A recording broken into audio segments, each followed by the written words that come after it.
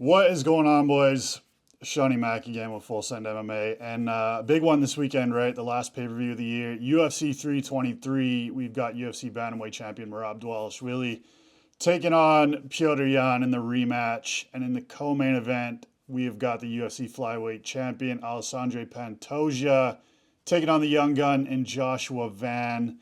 And what we're going to do, we do this for every pay per view. We're going to give you some picks on prize picks that I like, some individual picks that you can line up, you can parlay them, and make a ticket, ride with us on prize picks. And at the end, I'm also going to give you some underdog picks, possibly some money line picks that I like as well. So let's get right into it. All right, boys. So like I said, if you want to, tail us on fight night, if you want to make a ticket, play along with this, all these options that I'm going to give you, the total rounds, the number of minutes of fight time, they're all available on the Prize Picks app.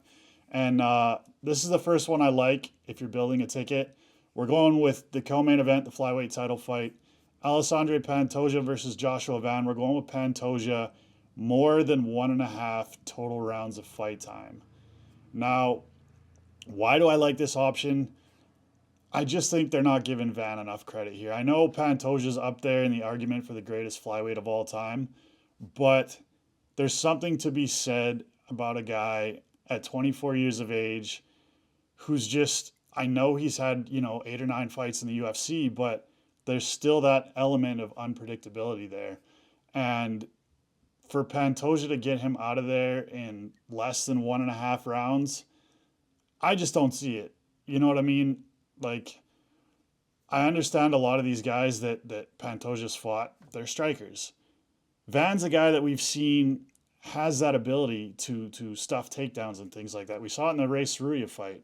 Ray Saruya is a high-level grappler, and Van was eventually able to tire him out and, take over that fight. So I just think over 1.5 total rounds, like even if Pantoja wins this fight, I think it's going to be later than 1.5 total rounds.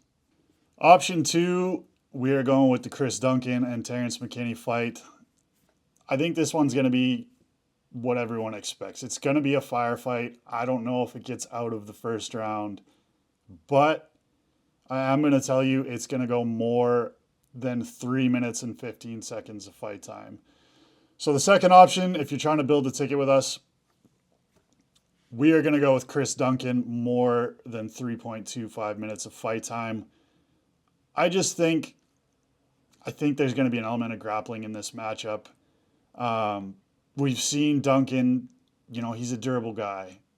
Obviously, he's had some slip-ups in the Manuel Torres fight, and we've seen him, a long time ago get taken out by Vyacheslav Borshev, Slava Claus, but the guy is training at ATT, and from what I'm hearing about him at ATT from the guys that train there, this is one of the guys that's eventually going to be up, top 5. So for Terrence McKinney to, I guess, chin him in under 3 minutes and 15 seconds of fight time, I don't think that's going to happen. Could Chris Duncan get Terrence McKinney out there in less than that? Yes, possibly.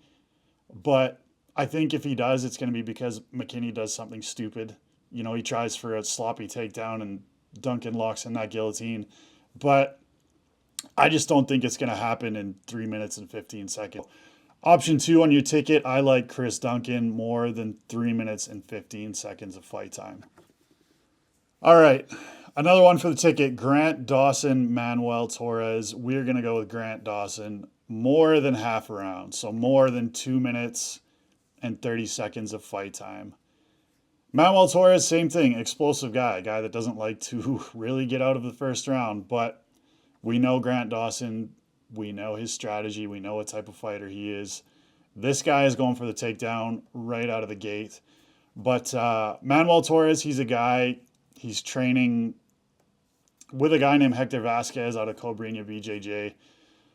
I think he trains, at other gyms as well, but Hector Vasquez is a guy that's, very skilled when it comes to jiu-jitsu and things like that.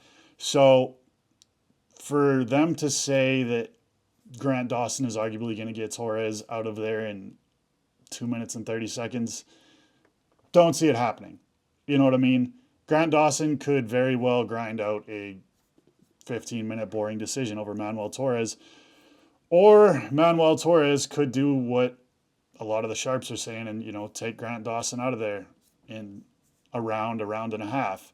But either way, don't see this fight going any less than 2 minutes and 30 seconds. So Grant Dawson, more than half a round of fight time, I think that's a pretty safe lock here, boys. All right, my final option for your tickets here on Prize Picks, Marvin Vettori, Bruno Ferreira, more than 2.5 rounds of fight time for Marvin Vettori. Come on. This guy's got a granite chin. He's got a cinder block for a head. He's got, he's one of the most durable guys in the UFC. And either way, if you're taking Bruno Ferreira, if you're taking Marvin Vettori, I think this fight's going the distance. I don't think either guy is going to get finished. You can see heavy volume from Marvin Vettori, a lot of significant strikes. And on Bruno's end, he's going to try and knock Marvin Vettori out. We've seen him with some slick submissions here and there as well, but Marvin's fought high-level competition for the majority, of later on in his MMA career. They haven't been able to finish him. He's fought in championship fights, hasn't been able to get finished. So for Bruno Ferreira to do it, I just don't see it happening. Marvin, he spoke this week. He's down at ATT, and he said, this is a must-win for me. And sounds like he's locked in. So Marvin Vettori, more than 2.5 rounds. I think that's a pretty safe bet as well, boys. All right, I'm going to give you a couple of underdogs to finish this thing off. If you're looking to make some money line plays. First dog I like on this card, I'm going with Bogdan Guskov. Plus 110 over Jan Blachowicz. He's a slight underdog, but I think he should be the favorite in this fight. I understand Jan Blachowicz, former UFC light heavyweight champion. He's fought Alex Pereira, things like that. But I just think there's a lot of miles on this guy. He's, He's 42 years old. I know there's guys like Glover Teixeira that have done it. He's lost to Glover Teixeira. But then you could come back with the argument that, hey, he could have beaten Carlos Ulberg. That decision could have gone his way.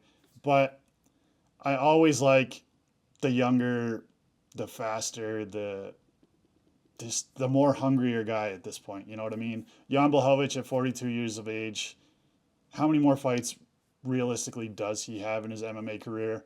I saw him joking this week. He said, why, they asked him, why are you taking another fight before the end of the year? And he jokingly said, listen, Christmas is coming around. I need some money for presents and things like that.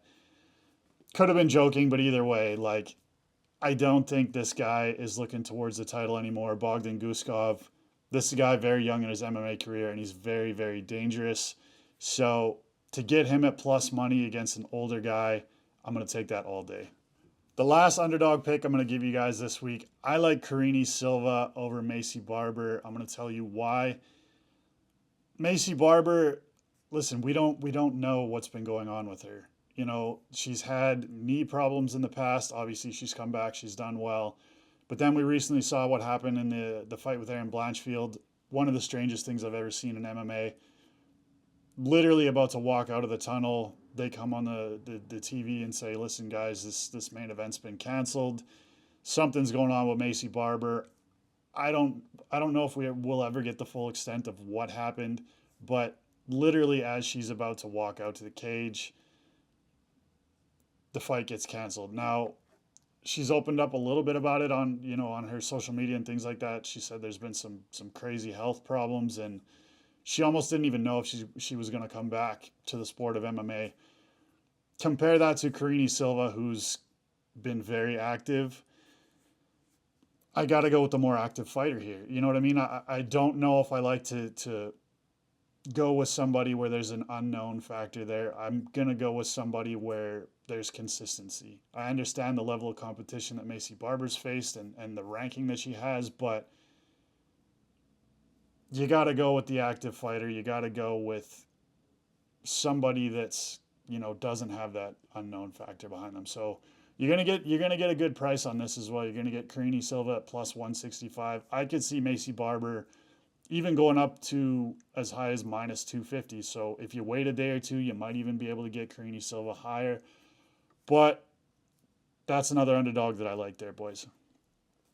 Your final pay-per-view of this year, UFC 323, going down December 6th, this Saturday in Las Vegas. Merab Dvalishvili in the rematch for the UFC Bantamweight Championship with Petr Yan. The flyweight title's on the line. Alexandre Pantoja taking on the young gun Joshua Van. If you want to follow us, boys, like I said, download the Prize Picks app. You can see all of the picks, all the over-unders, all the total minutes of fight time that I just talked about on there. You can make yourselves a little ticket. Makes fight night a little bit more interesting. Also, I threw in a couple money line underdogs that I like there as well. Shawnee Mac, as always, with Full Send MMA. You can follow us at Full Send MMA on all of your social media platforms. Good luck this weekend, boys.